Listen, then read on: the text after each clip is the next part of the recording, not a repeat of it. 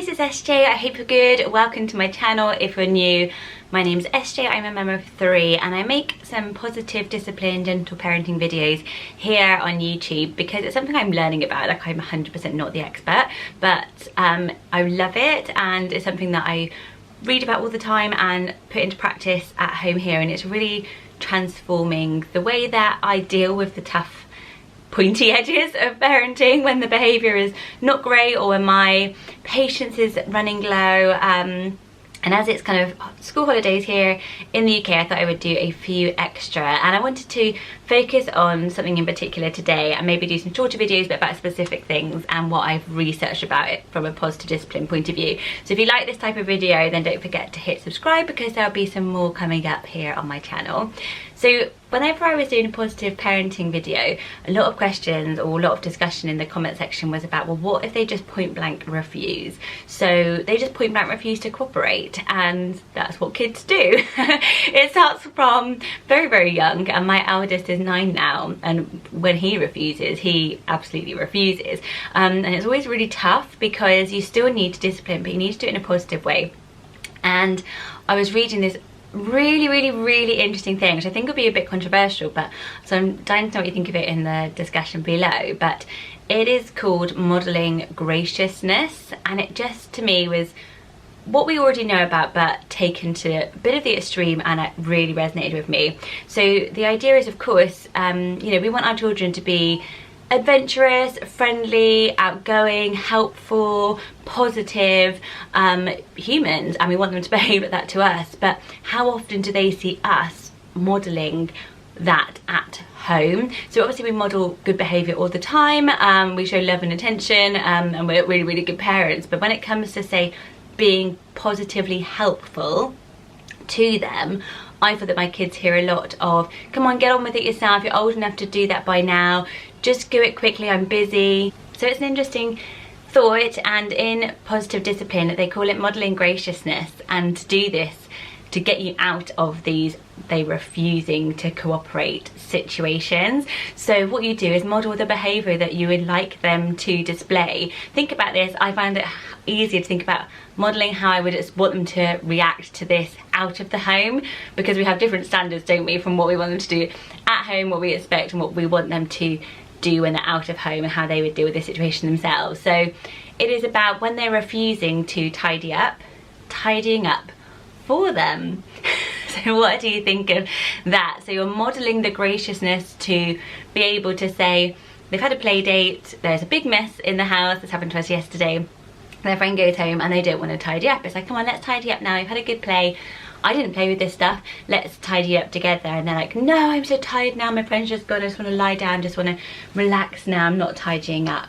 So rather than getting cross and ruining like the end of this play date, I said, okay, this time I'll help you by tidying up the mess, because I know you've had a really lovely day, but I know that next time you'll help me. And then I tidy up for them, and I've modelled the gracious way of behaving when somebody says they refuse to help, but I've given them that trust back by saying, I know you'll help me next time.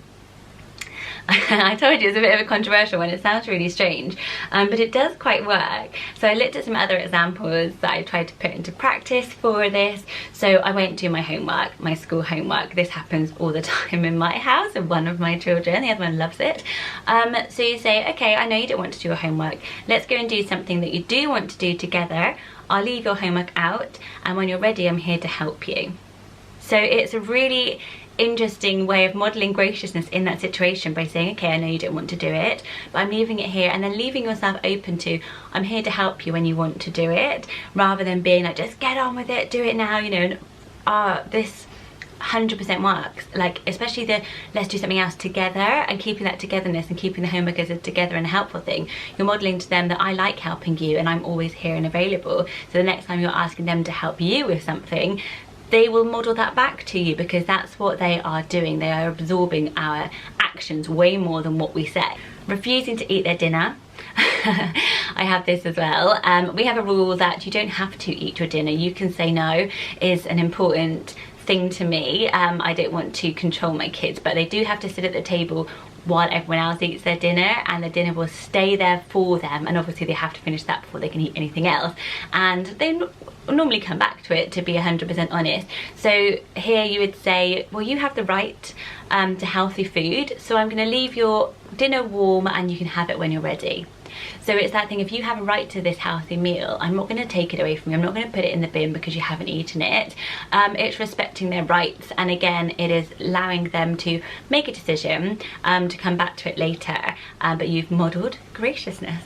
So I find it a really, really fascinating one. I find it hard because you want to set boundaries as well, and then they're pushing you, but when they are absolutely refusing, it is hard to have some sort of positive technique up your sleeve. So I wanted to share this idea and thought with you. I'd love some other examples of you trying this out below. Let me know. I thought maybe we could all try it out together this week and then chat about it again next week and sort of see how we got on with it. For me, I think that obviously modelling this behaviour is going to really, really, really make a difference.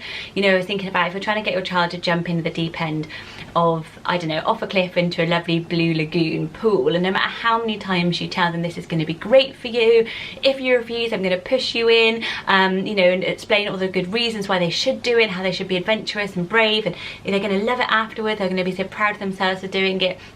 You know, we can't force somebody by telling them. The best way of convincing them to do it is by running in yourself, jumping in at the deep end and coming up laughing and happy, and that is going to teach them way more than any words that come out of your mouth, and we kind of know that.